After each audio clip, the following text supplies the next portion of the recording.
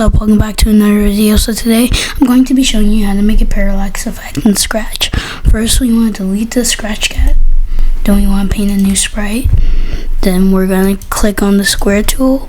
We're going to set the color to black. Then we're going to make something that rises like that. Now using the reshape tool, you want to reshape it to make it look like a mountain or a hill or whatever you prefer. Say like that. Now you have that done, we're going to duplicate the sprite. Then we're going to change the color of the fill, something like a lighter gray. You can remove the outline.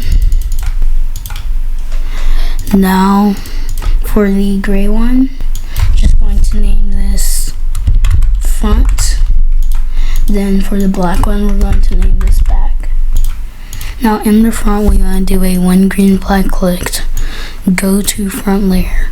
Then we're going to get a forever statement. Forever, go to X. Then we're going to grab two divided signs.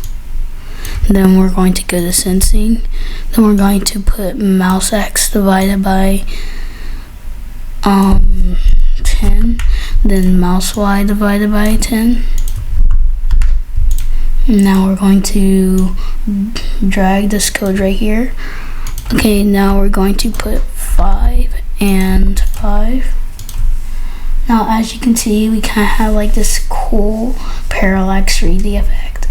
Now we're going to paint a new sprite. Let's just set the color to something like yellow for like a sun, say. Going to put it right here. Then we're going to name the sprite sun. Once again, we are going to drag the code into here. We're going to set the values to something like 15, and we're going to go to back layer. As you can see, we now have a sun, and we can actually go to backdrops and set the color to something like blue.